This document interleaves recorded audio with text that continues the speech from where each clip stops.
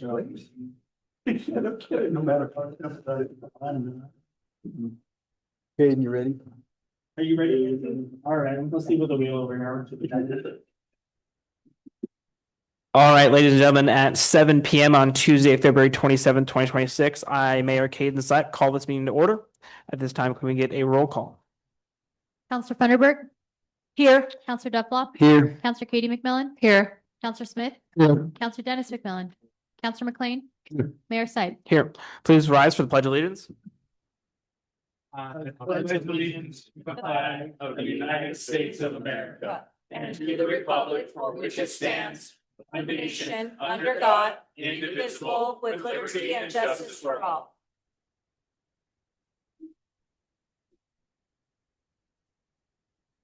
Is there any addendums to the agenda at this time, staff? Just Scott's picture. Scott's picture, does that Yeah. put in the agenda or is that an addition? No, it's gonna be part of city manager's report. Okay. With no further questions, any questions from council at this time? No. Okay, no further questions from council. We're looking for a motion. Mr. Mayor, I make a motion, we approve the agenda as presented. Thanks. First, second, a roll call, please. Counselor Funderburk. Aye. Counselor Dufflock. Aye. Counselor Katie McMillan. Aye. Counselor Smith. Counselor Dennis McMillan. Counselor McLean. Motions carries. The agenda has been approved. Moving on now to 5.1, the January 2026 paid invoices report only. Melissa, anything to add to those? No. Any questions from council? No questions from council. Moving on to 5.2, general announcements. Scott, you have the floor. I'm joking. I'm gonna give you a couple other ones and then we'll let Scott take over. So just a reminder, we have your council retreat and workshop this Saturday. We're planning on about 8 to 12. So meet here at City Council Chambers and then we'll take off on the bus. At what time again? 8 o'clock. Thank you. Thank you. We were able to hear back from our state and federal representatives and have confirmed a date for the business center ribbon cutting. We are going to do that on Friday, May 8th at 5:30. A couple parks announcements for you guys. The last bingo for kids is this Friday. And then there is an adult bingo on Saturday as well. I think they're having a glow party for that one. So that should be kind of fun. If you know anybody who would be interested, they are still searching for volunteer coaches for flag football. And the new recreation guide is ready and all updated and posted to the website. So you are able to log in and see all of the new offerings and register for events as well. Scott? Good evening.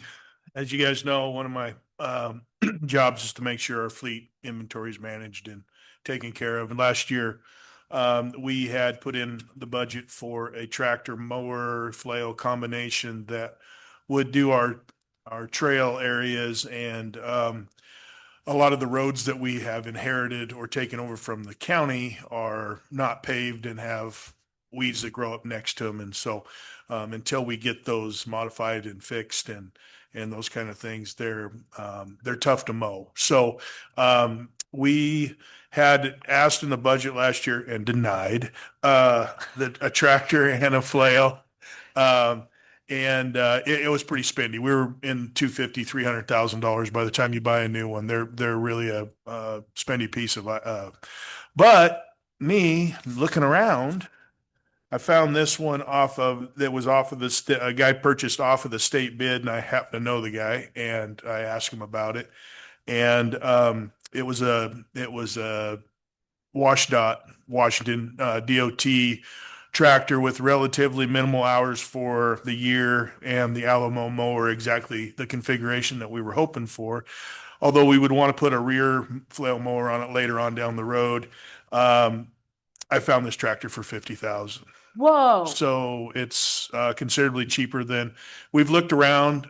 We've found some that went on state bid that had considerably more hours and were older for a few thousand less. And the ones that we found similar to this tractor were considerably higher, 60, 70, 80,000. So just the tractor alone is valued at at 55,000 without the mower on it. So anyway, that being said, I have not purchased a mower and a trailer that we were going to purchase for the Parks Department, which this would fall under the Parks Department.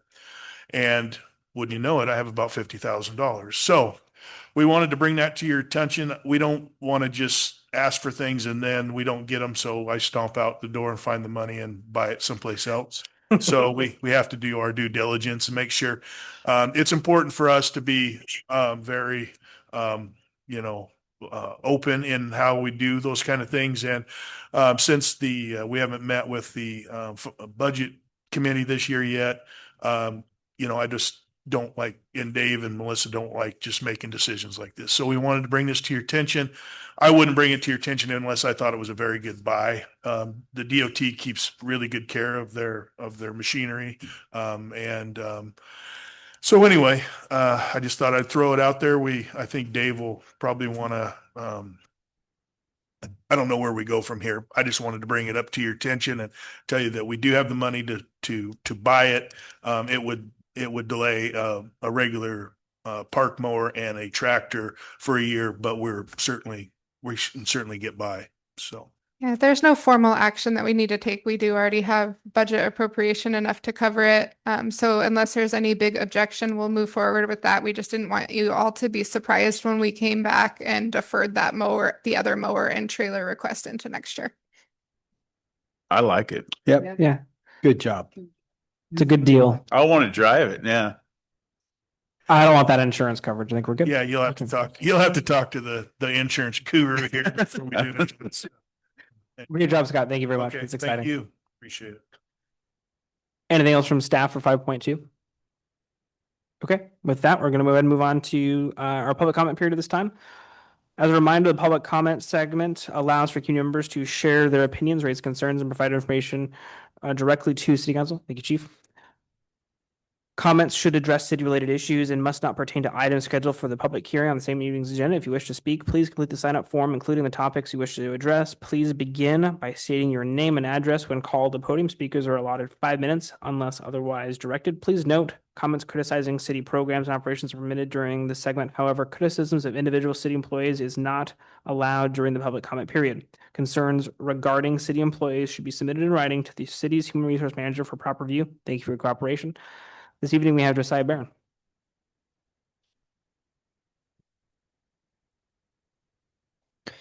Good evening, Mayor, Council. Since it's a packed house tonight, I'll keep my comments brief. But Josiah Barron, 100 Klein Avenue, Umatilla Chamber of Commerce. Just a few things. Just wanted to give a reminder again, the Distinguished Citizens Award banquet or the Distinguished Citizens Awards nominations are open. You can go on, we have a link in the bio on our Facebook page and Instagram, but also on the Umatilla Chamber website. On the homepage there, put a special tab says submit your award nomination. But once again, the Chamber of Commerce, where we will be presenting the Business of the Year award and the Citizen of the Year award. So keep in mind or be thinking about who you would want to nominate and get those nominations submitted. We always appreciate the community participation, and we'll have that open until April 4th. And then the other thing is they have finally arrived, the 2026 Umatilla Visitor and Business Guides. And they're, as you'll see, they're in English and Spanish this year. A big shout out to our chamber partner, Laura Torres at the Blue Mountain Small Business Development Center. She helped with translation, and also a little bit of translation help was also Lizzie Burris at the Umatilla School District office just towards the end there when finishing up the project. So it was big help from them. And once again, we kept it local with printing at our chamber member Specs. Jen and Jean are always great to work with. But that is all for me tonight. And I have some guides for you, council, if you'd like one. Yes, thank you. Thank you.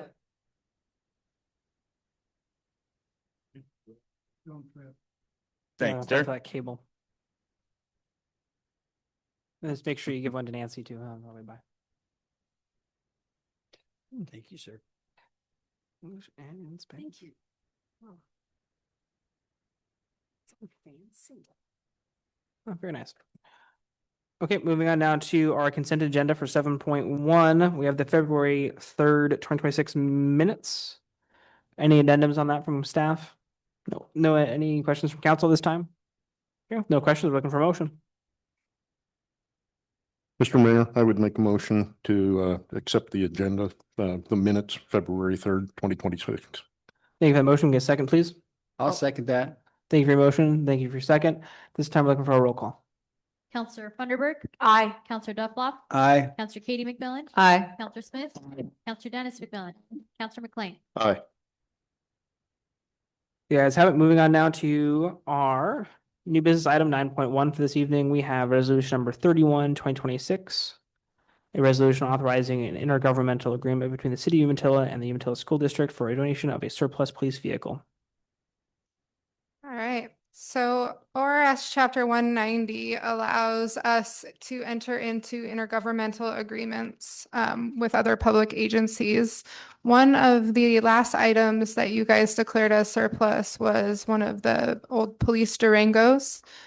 We did list that item on our website, and the school district did submit a bid. They were the high bidder.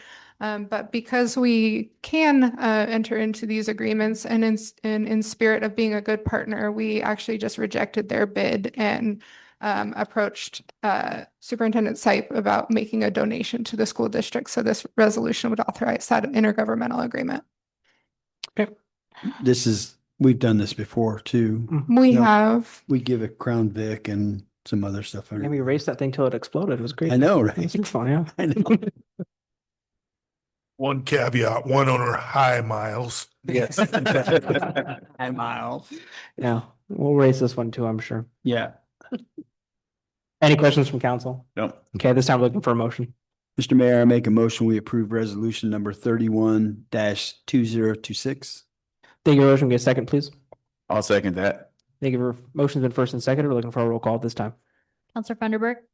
Aye. Counselor Duffloff. Aye. Counselor Katie McMillan. Aye. Counselor Smith. Counselor Dennis McMillan. Aye. Counselor McLean. Thank you very much. The ayes have it. Moving on now to 9.2, resolution 32, 2026, resolution authorizing the city manager to execute a guaranteed maximum price amendment to the CMGC contract with Chevernell Construction for construction of the Umatilla Police Station. Yeah, so our current contract with Chevernell was just for phase one pre-construction services to help us through the design and get to this construction GMP price. We were pleasantly surprised to see Chevernell's GMP proposal. It was right around 13.8 million compared to our architect's estimate for construction, which was just over 15.9 million. And so it's significantly lower, which is what the CMGC process is intended to do. That 13.8 million does include a 5% contingency on the items that are included in the plans. Of course, if we were to add something or figure out that something was missed, that would be handled through a change order. But we feel like this is a good start to our police project, and this resolution would approve the amendment. Okay. Any questions from council? No. Okay, no further questions from council. Looking for motion. I move that we accept resolution 32-26. Thank you very much. Can you second the motion, please? I'll second that. Motion is first and second. We're looking for a roll call this time. Counselor Funderburk. Aye. Counselor Duffloff. Aye. Counselor Katie McMillan. Aye. Counselor Smith. Aye. Counselor Dennis McMillan. Counselor McLean. Aye. Thank you very much. Moving on now to resolution number 33-2026, resolution authorizing the mayor to sign a letter of support for the Tri-City Shoreline Reconveyance legislation that would transfer what is commonly known as Old Town from the U.S. Army Corps of Engineers to the Confederated Tribes of the Umatilla Reservation, and further direct the city manager to collaborate with CTUIR to consider the viability of adding additional United States Army Corps of Engineers leased or licensed properties to this legislation. Melissa? Dave, do you have anything you want to add to this one? Yeah, Dave's going to take this one.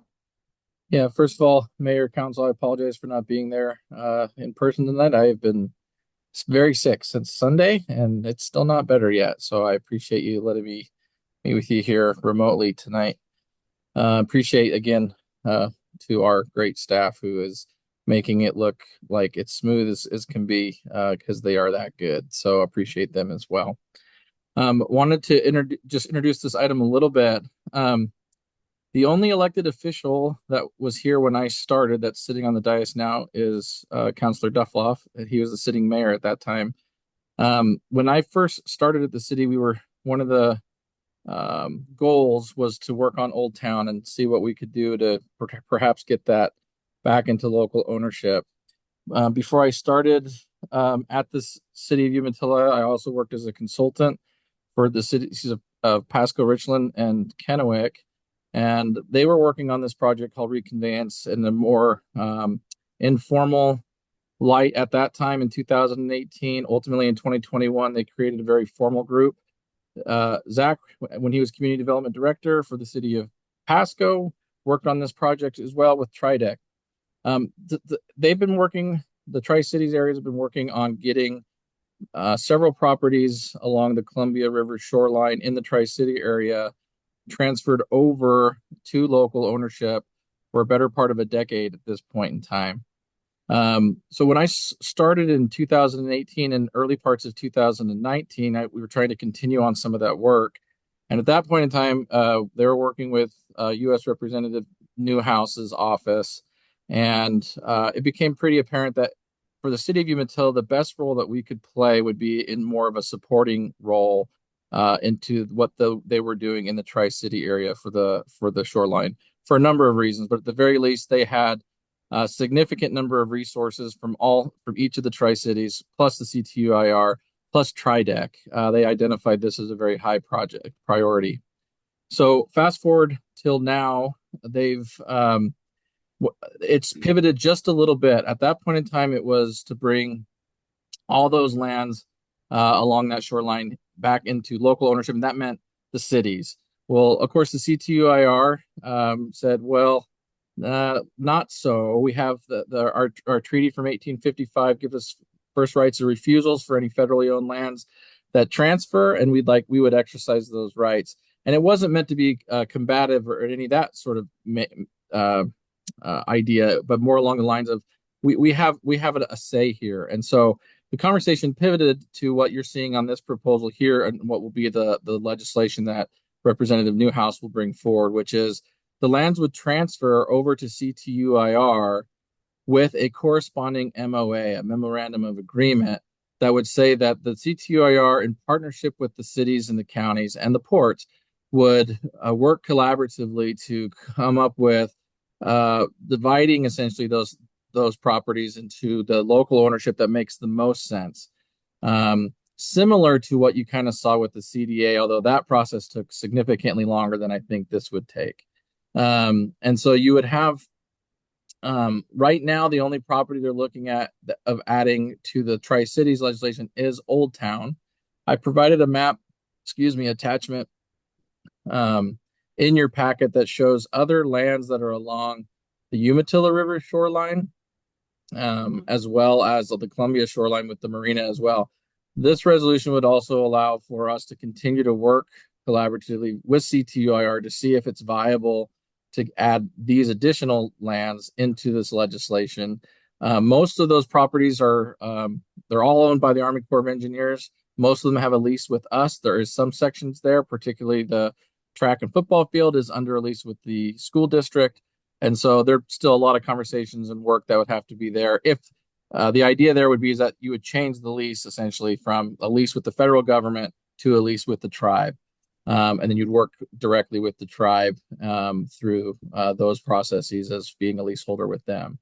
That's the nuts and bolts of what you see before you there. I attached a copy of the draft MOA that is between cities, counties, and ports in the Tri-City areas. Ours would look similar, not identical, but we haven't drafted that yet. Like I said, we've always been in sort of this supporting role for these last several years. And so wanted, provide this for you here tonight for your consideration.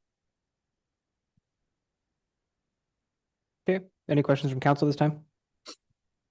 Not a question, comment. I mean, if we can continue down the road of the example that you passed along to us, it's interesting to see that CTUIR is, they're not going to turn around and say yes to everything right off the bat. But it's interesting that it appears that they're actually interested in agreeing with a format for moving through the process rather than, what has seemed like an arbitrary route to no. So, I mean, it looks like a gigantic step forward. I think so. It doesn't mean yes right off the bat, but it does look like a gigantic step forward from where we've been. Yeah. As Dave alluded to, I remember going to some of these meetings and just being shot down by the federal government. And we're like, hey, we just want the opportunity to have a discussion. At least we can have a discussion now. So at least we can kind of move forward. And I think with an MOA in place and we have an identified purpose for things, I think we can move forward and kind of gain some traction and utilize some of that ground down there that is just being just set there. Yeah. And for so many years, the Corps has held hostage basically and not allowed anybody to do anything. So I am all in support of this. I know that we spent hours and hours working on that. And yeah, I think this is great. Good job. That's Yeah. great that we heard from them. Dave, is this something that C2R is already on board on, that memorandum of understanding? Okay. Melissa's shaking Yeah, her this head. was Yes, all- that's good. Yeah. From them. So Tara Farrell Furman is who we've been working with directly at the tribe. She's been working on this project this whole time for more than a decade. She's the one that finally, and I say finally because it's been 10 years, but reached out to us recently to say, I think we're here representing the Newhouse's office is ready to move on. I mean, politics are politics. So recognizing Dan Newhouse has stated that he's not running for re-election this year after however many years in Congress he's served. And he's stated publicly and otherwise that this is the last bit of legislation that he hopes to get passed sort of on his way out the door. And Congress is what it is. You can love it or hate it for what politics are. But one thing is very clear in politics, especially with the U.S. legislation, is they will sort of reward people with favors on their way out. This is legislation that's sort of been drafted and had a couple different iterations over the last 10 years but didn't look the way that it's looking right now with it going to CTUIR. And so we really feel pretty strongly as this Tri-City and Umatilla consortium that there'll be an opportunity here, that this really has some genuine opportunity to pass. Yeah. Dave, I saw this letter goes out to Cliff Bence's office. Is it only Cliff Bence's office, or are we sending it out to Merkley and Wyden as well? No, it's going through the House, and so it's going to be the House and Newhouse and Bentz will be co-sponsors of this bill, as well as a couple others. And so from the House, it'll eventually move its way over to the Senate. There will likely be a complimentary letter of support request that we'll send over to the Senate, but we're not that far yet. Do you have any Washington senators that would be on board with this as well? Or is it just looking forward? Senator, yeah, we've talked to Patty Murray's office and she's in support as well.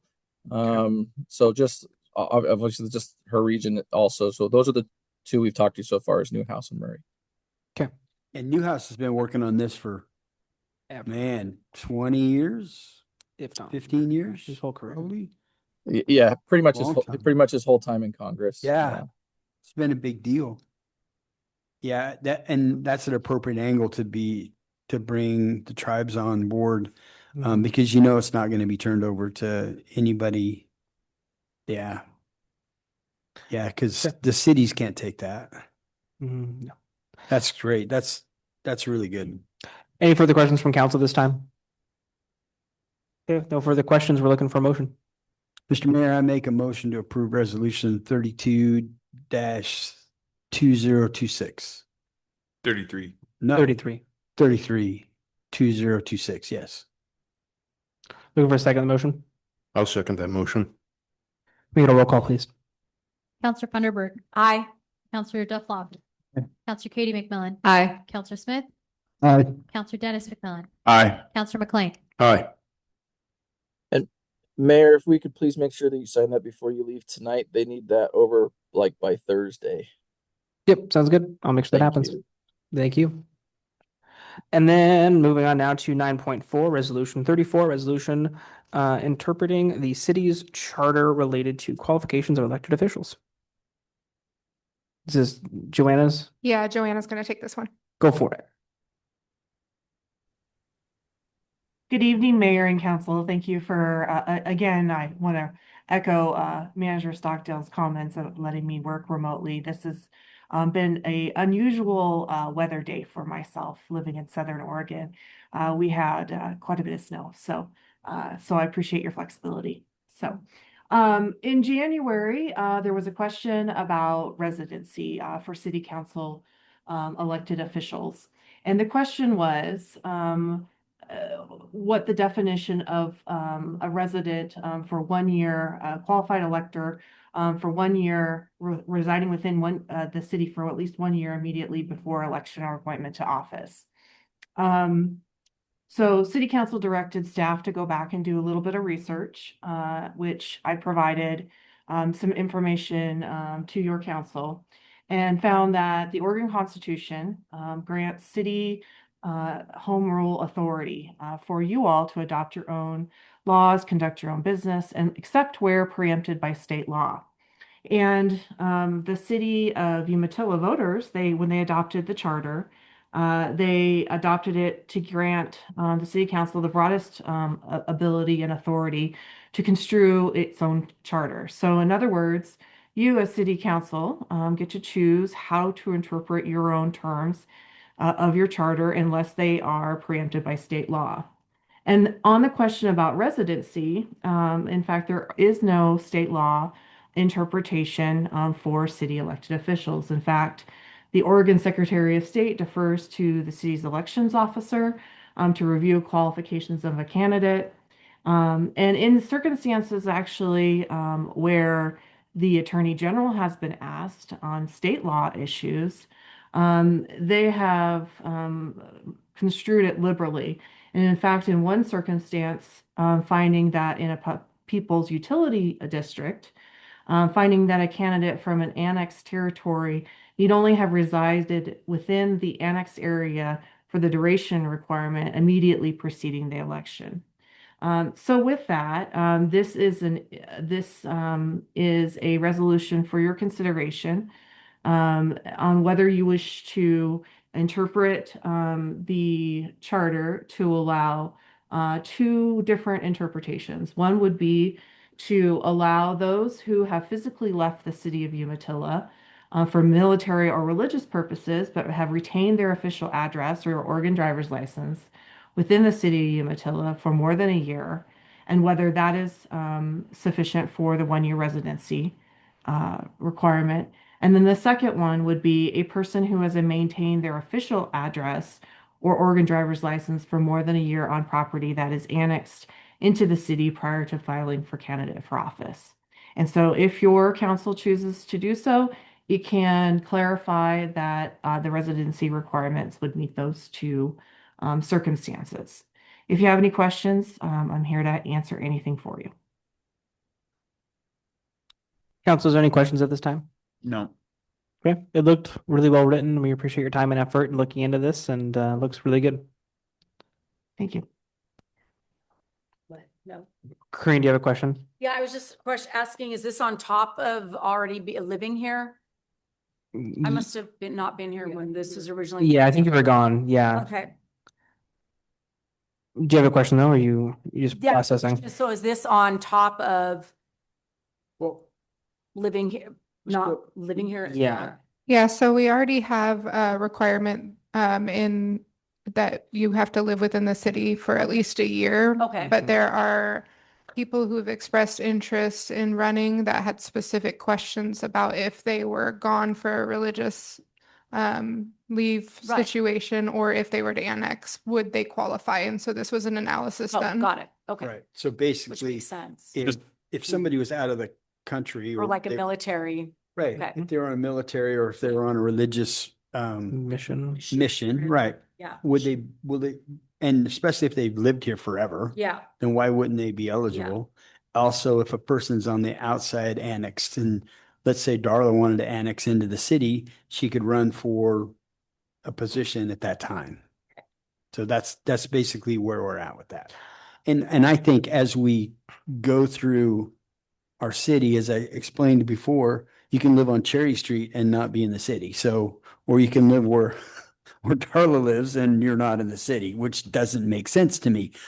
To me, my brain is that this is the city and you live in it, but that road is not. So, our forefathers loved us. So my personal opinion is, in having discussions with people, is the same thing. Why, if I'm a Umatilla resident, I'm a Umatilla resident. I should be able to be a part of the government. I should be able to be a part of things. And that's, I think, where this is all coming from. It's, to me, the right thing to do, but I'm one of six, but. No, I agree with you. Yeah, I agree. I think we're all in agreement. At this time, any further questions, Green? No, Okay. this totally makes That makes sense. sense. Oh, totally. All right, with no other questions or comments from council? No, we're looking for a motion. Mr. Mayor, I would make a motion to approve resolution number 34-2026. Thank you for your motion. Looking for a second, please. I'll second that. Motion's in first and seconded. Can we get a roll call? Counselor Funderburk. Aye. Counselor Duffloff. Hi. Counselor Katie McMillan. Aye. Counselor Smith. Counselor Dennis McMillan. Counselor McLean. Aye. Okay, next up, we have discussion item number 11.1, the there's a second public comment period. I apologize. Thank you. Is there anyone added to our public comment period? You're good. All right, moving on now to 11.1, reimagining the Umatilla Museum. Susie, I'm really excited about this. Hi. Oh, thank you. I'm so excited too. Just some background on this.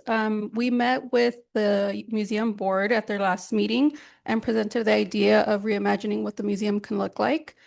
We did get some really good positive feedback and they recommended for us to present it to you all for consideration. So that's what this presentation is about.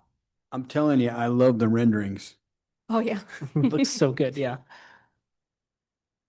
All right. It's cool. Our Mhm. purpose here. So I do believe that Umatilla's history deserves to be experienced, not just observed. So this proposal reimagines the Umatilla Museum as a discovery center that would blend local history, hands-on learning, and interactive storytelling. The goal here is to engage families, students, visitors, and lifelong learners. Next slide, please. Spacebar, maybe? Okay. So what is a discovery center? So in short, it's history you can touch, explore, and experience. It combines traditional museum exhibits with interactive elements like buttons, levers, replicas, sounds, and visuals. If you ever been to the Umati Museum, that's kind of the gist of it. It encourages curiosity, movement, and participation through the physical spaces, not just text panels. And of course, it makes history accessible for all ages. So I do want to be clear, no history will be discarded or erased. We really want to honor and preserve all the existing history already in the museum through archiving, digitization. Exhibits can be rotated seasonally, keeping history fresh while protecting originals. A dedicated storage space and room will protect items not currently on display. Next slide, please. Thank you. I wish we were in the museum right now so you could kind of imagine what the space would look like, but just imagine you're walking into the museum. The main area, discovery area will be called a walk through Umatilla's history. This central space becomes a living streetscape with building facades and interactive zones. Perhaps one of those zones could be crossing the Columbia, where people could learn about the ferry that connected Oregon and Washington before the bridge, with hands-on elements like a pull rope ferry model and the timeline of river crossings. So I took some inspirations from the museum you see there on the left with the Old Town Umatilla to create this. Next slide, please. This is one of the examples that we pulled from GPT services. It just shows an example of what those interactive zones could look like. The museum already does a really great job having themed rooms, so we want to keep with that. Perhaps we could have a room called the Expedition Room where we could talk about Lewis and Clark and early exploration. an Oregon trial room where we talk about migration, settlement, and daily life, and partnering with the Tamuslik Institute, where we can have rotating displays and exhibits in partnership with them. This format makes keeping history easy to follow, immersive, and age inclusive. Again, some more examples of what that may look like. Some additional spaces that we can have is like a museum store where we can make custom merch, sell educational toys and local items. This will support sustainability through earned revenue. And then maybe even having an outdoor space will give us opportunities for outdoor exhibits or even small event gatherings. Again, some examples of what that may look like. Moving on to access and affordability. So really the museum is for our community and of course visitors visiting Umatilla. We really want to make this affordable. So these are just some examples of what general admission could look like. And of course, having some free options as well. Perhaps a local business can sponsor the first Saturday of the month and then have a library card perk where through our Discover and Go program, they can have free admission with their library card. We also have some ideas for museum membership that would encourage repeat visits, long-term community investment, and predictable revenue. Again, here are some more examples and the benefits of having a membership with the museum. Sponsorships. So the idea here is to have sponsors in different areas of the museum. We have a room sponsor as well as seasonal sponsors for the exhibits, programs, and activities. And those would be the benefits as well if they were to sponsor those areas. The big question, where do we get funding? There are some different funding pathways. Option one would be for the museum to maintain their 501c3 status, which would allow for major grants, such as the ones listed there. The second option would be city oversight and business support. So this would more than likely be supported through the general fund, including some local business sponsorships and some grants that don't require the 501c3 status. Another option as well is to have a mix of both. Staffing and operations. So depending on what route we go with, I think either way, it's important to hire a part-time museum staff member that would help with grant writing and day-to-day operations. The library will still be in support of the museum, and we would love to help with preservation and digitization as well. If we were to go with city oversight, the library would basically staff the museum. We would still hire that part-time museum staff member, and then I would become the director of library and museum services. And our teen lead right now, she would be the library and museum services coordinator.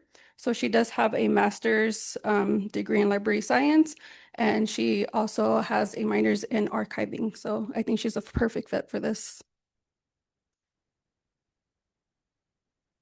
That was it for you all. Well, fantastic job. Thank you. Yeah, that's really cool. Yeah. Excited for that. So mainly the idea was just to bring this to council tonight and to see if this is something you wanted us to continue to explore. We don't have a concrete timeline or funding strategy for you, as this was just presented to the library, and we wanted to make sure that both boards were on board before we kept researching. Yeah, awesome. I like it. I think it's super cool. Yeah. I think it's great because it just kind of pushes it into now, Mm-hmm. you know? One more thing for the kids to do in the community. Exactly. It did look real nice. Yeah. Yeah, it's very exciting. Great I work. like it. And it's It's just great, super proud. great potential It's great. upgrade, good timing, moving into budget season to look at this and, Yeah. look at what options are. And we got a lot of damn history here. Sure do. So funny. I had to say it. Because the dam. Yeah, I get it. Yeah, you get that up. Yeah, No, I do. yeah, I had to explain it. Well, I'll just tell you right now, it sounds like Scott has an extra 50,000, so we'll just Oh, fund We it right up. proposed is 50. That's- There's no net. Very resourcefully, I might add. Oh, so the tractor, never mind. I think this is a great idea. Yeah. The museum presently is run by volunteers that are all older than me. So we need to find a solution. We've I know the museum had tried to recruit volunteers who were younger, and it really hasn't worked out over the last 5 to 10 years. Both my wife and I have been officers with the museum. And this, I think, is a hope for that museum to actually exist 10 years from now. Agreed. I agree. And I think it's important for us to get started sooner than later because there's a brain trust there that people involved with that I think we need to kind of pick their brains and make sure we're going down the right paths as well. So for sure. Has it been struggling as a 501c3 or has it been pretty self-sufficient? Ever since we purchased the building from them to give them a financial cushion, it's been better. I mean, that was the idea of doing that, and we've Yep. taken over all of the expenses on building maintenance for them. But I think the biggest struggle has been staffing and presence there since they are largely run by volunteers. So if you guys want us to proceed forward, our next steps would really be to take a deeper dive and put together a budget. We do have a couple consultants for us that do grant research, and we will look at grants that we could apply for either from the museum through their 501c3 or the city. I think that's a great next step. Yeah. As we move forward too, I would encourage us to talk to the prison. If we're going to do building sets and stuff like that, there's some stuff available that they can do that is pretty amazing. So, Absolutely. And I really like the idea of like, because there's in Walla Walla, there's Fort Walla Walla. They have a really cool outdoor little park that after we'd go to the museum, there's a really cool like picnic benches and an outdoor like little play structure. That'd be a really cool thing to have next door to this. A little play structure and a place to eat. That would be good to have next to something like that. Melissa, do Play you structure, know, but like a small one for, yeah. do you know if the intent would be to keep that building? Because there's a lot of expense to it. It has asbestos, lead paint, various things. So we had the asbestos abatement included in this current year fiscal budget, and we're about to get started on that. So the idea is to keep it where we've absorbed that fee in this fiscal year. Yeah.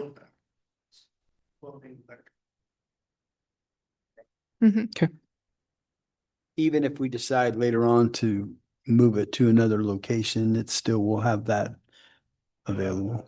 Yeah. Absolutely. I think that's a good location, and then it was City Hall and the jail. Yep. And It maybe is. keep that as the center of it Yeah, with other things out to the side, Just- because there's Yeah. not much of a footprint there. yeah, Right. That's the problem. We don't have a lot of we don't have a lot of space. So yeah. if we wanted to do something dramatic or whatever, we'd be tied to. Has it got a basement? Yes. Yeah, it does. Okay. Just But curious. I don't know what lives down there and I don't want to Oh. know. Not it. Going down there. It's accessible only from the outside. It's Ah! Well, I am an old city council member. Or a steam powered tractor. This is awesome. That's a good idea. Thank Any you. further questions from council this time? No. Okay, moving on now to 11.2, proposed updates to the city's purchasing policy. Melissa? Yeah, so Joanna's gonna take over in just a second for some context. The last time that we brought our purchasing policy to council was in early 2019, and we do need to review those. A lot of changes have been made at the state level since then. Joanna has a lot of experience with reviewing these and was kind enough to take the time to go through our purchasing policy and make some suggestions. Well, thank you, Mayor and Council. Yes, the proposed changes in front of you as far as the purchasing policy update, some of those increased dollar amounts that the state legislature let local governments increase it to. So it increased from 150 to 250,000. So anything under 150,000 used to be allow for intermediate procurements, meaning quotes. We would get informal solicitations, and anything above that, it was something more formal. You'd advertise it in the newspaper. You'd have a bid opening or a proposal opening. You would rank, you'd score. You would have a notice of intent to award. So state law then changed it from a couple years ago from $150,000 to $250,000. So that's one change that you'll see in the proposed purchasing rules. The second one is to incorporate a change for authority for the city manager for change orders. And I think that's something that it was, I think, included in the rules, but it certainly elaborates what those changes would be. And then I was looking for the rules. I'm sorry, I didn't have them right in front of me. But then it did eliminate one of the limitations for personal services contracts for attorneys, judges, and I think witnesses, might have been mediators. And it used to say that anything under 75,000 could be a direct award. It's pretty common in most public entities that I've worked with that there is no limitation. I don't know that 75,000 seems kind of arbitrary anyway. So I think with that, I'm happy to answer any questions. Any questions from council at this time? No. No. If Well, there then, are any concerns, we won't take any action tonight, but we will bring this forward to you at your next meeting for update and approval. Great, okay.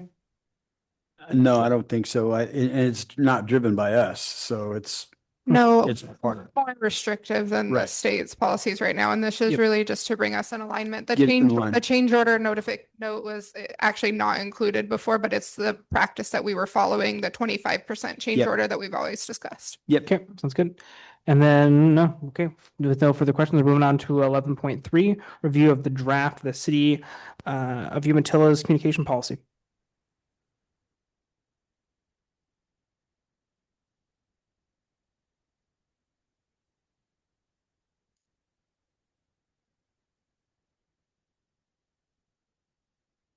It's Zach's magnetic personality. Doesn't matter which one you give him, it's not going to work. Oh, I got it. No, all right, that one's on. It's a planner thing. It's okay. How apt that this is a communication policy. We'll have a communication. First thing in the policy is updating microphones. No. That's right.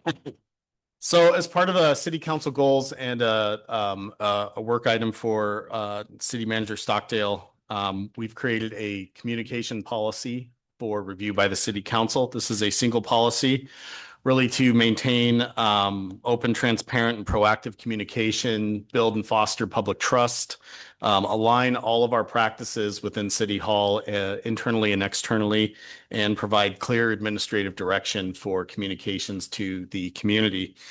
In the communication policy, it talks about various reports and the frequency of those reports that would come out from City Hall. It defines roles for staff and elected officials. It even defines roles just in case of an emergency of who will be doing communication. And really a big part, it incorporates some additional informal meetings, such as like a community conversation for our elected officials for outreach to the community. Sets us up for really trying to build a citizens academy towards for the fall as well. So this unites it into a single policy. That's just an introduction here. And we're here to open up the item for discussion. Thank you. I think it looked good. Any questions from council this time? I read through it. It looks really good, and I like that we're moving forward with this. I really, I have to note that we've gone a long ways than where we were a year, 2 years from now, for Yeah. sure. The information that we're seeing not only on socials, but as far as just sharing information is so much better, I feel. And it's only going to get better, I think, as we grow and we get the components in place. As long as we maintain the transparency and the integrity of things, and then understanding that communication is key, negative or positive, and getting things out as quickly as we can. Because sometimes when you're in the middle of the fight, it's hard to remember that we have to tell the other 6,000 people what the heck's going on. And so, but it is nice because we now have a PIO and we have somebody that can direct the traffic as we go. So. Great. I can't agree more. Any other questions from council? Any other comments?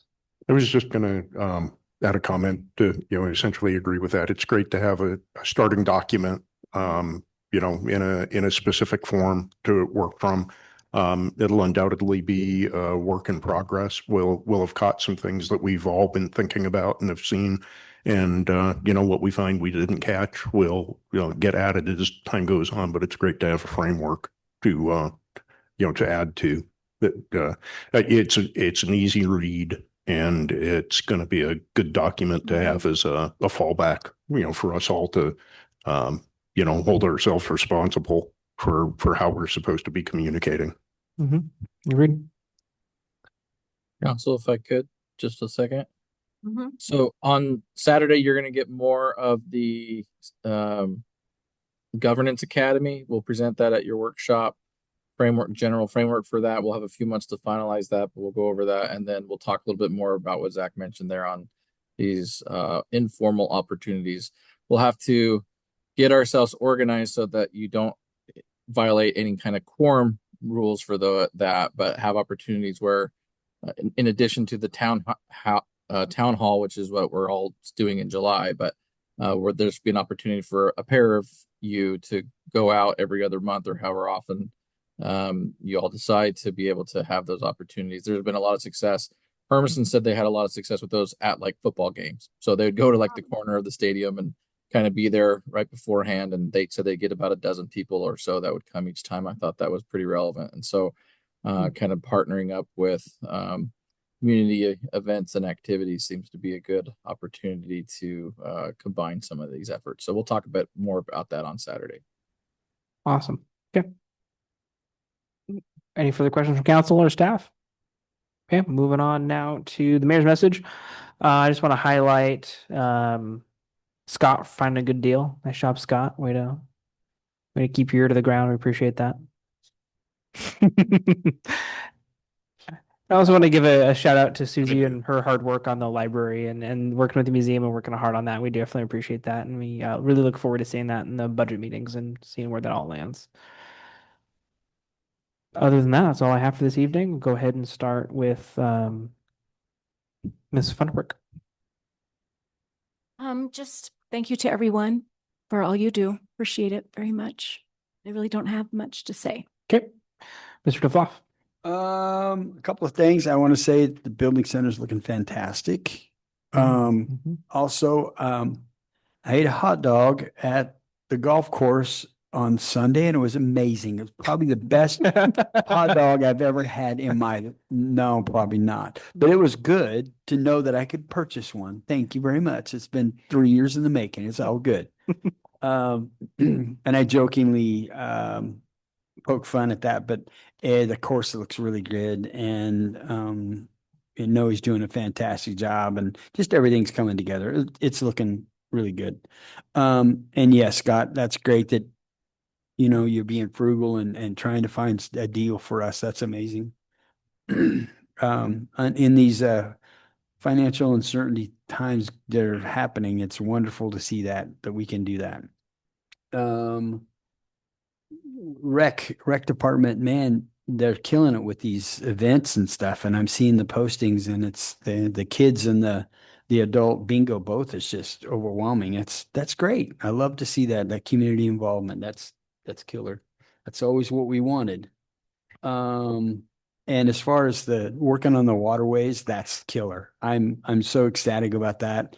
When we talked the other day about it, I'm like, holy, that's just amazing that we got contacted on that.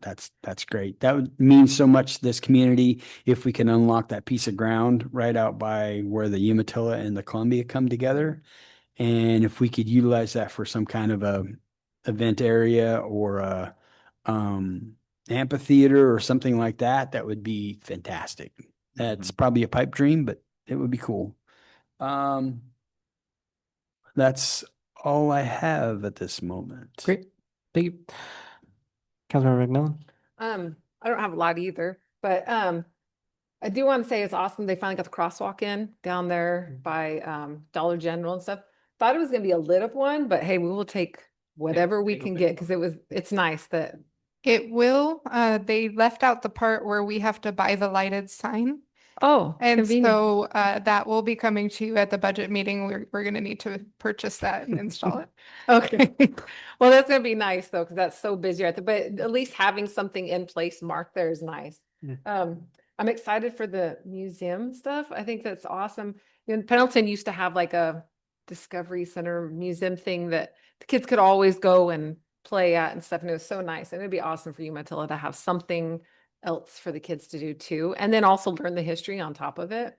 So I'm excited for that. And then these business guides right here, they look really nice. I flipped through a little bit and they look really nice, really classy. So we appreciate all that you do and everything that you put together for us and keep us updated. So, all right, thank you. Yeah, the new Just bridge. a- Hit it? Well, by golly, it is. Yeah, just a little bit of it. Yeah. Shoddy Good, work. good spot, Scott. I'll hand draw it in. Yeah. Mr. Smith. I was glad to see when I read the packet for tonight that the museum is being dealt with. I know there are a lot of people that have put a lot of time into the museum and it really hasn't, it has such potential. And, oops, yeah, my mic keeps going out. Yeah. Can I get a replacement mic? You can get the one Zach Next has. People, Boyd Sharp was very much into the museum and also Old Town Site. My wife also was, so it made me glad that it wasn't just gonna die. That's all I have. Thank you, Mr. Smith. Mr. McMillan. Hey, how did the ice skating rink do this year total? You know, I haven't run actual like dollar figures, but all of the feedback that we've got is it's busier than it ever has been. The location up there has been great. They offered the season pass option this year, which was very, very popular rather than single skate only. And so now that they're done, when we get all of the final revenue in, we can give you guys an update if you'd like, Okay. but Yeah. I for saw the it most was part, I heard it's very popular and now there's a little bit of question on even when the business center is ready, should we move it back down here next year or not? Or would there be a better use to do something here as far as just like holiday events rather than having the rink Yeah, up? I'll add to that. I'll say this is the first time I've ever heard high school students actually talk about like, hey, let's go skating after school. And I was Yeah. like, where? And they were like, McNary. And I was like, I kind of forgot all about that. So it's super cool to hear even students talking about that at school. It's been big impact. That Also beneficial for McNary Market up there. They've got a lot of traffic off. Yeah, of it. that's awesome. Nice. I think my nephew funded them mostly. Anyway, I just like the location up there. It's kind of nice. I was just curious how it did compare to downtown and stuff. And I got to say, the ink on this, what kind of ink is this? It's a very fragrant ink. Yeah. Anyway, it does look really cool though. So yeah, that's all I got. I don't have anything else. I mean, Squid. yeah. Mr. McLean. I don't know inks, man. I don't know inks. That's not my thing. Oh, It looks great though. It does. well, they've taken all the good stuff like usual. I know, right? Thank everybody for being here once again. Dave, you have a great staff. They are making it look easy. You better watch out. That's really all I can come up with at this stage of the game. Right. Thank you. Appreciate it. At this time, we're looking for a motion to go into our executive session. Mr. Mayor, I make a motion that we recess to executive session. Thank you for your motion, sir. We need a second, please. I second it. Motion to the first and second, looking for a roll call at this time. Counselor Funderburk. Aye. Counselor Dufflock. Aye. Counselor Katie McMillan. Aye. Counselor Dennis McMillan. Counselor Smith. Aye. Counselor McLean. Hi. The ayes have it. We're now in our executive session. The city council now meet in executive session pursuant to ORS 1926602E to authorize the executive session to consider real property transaction.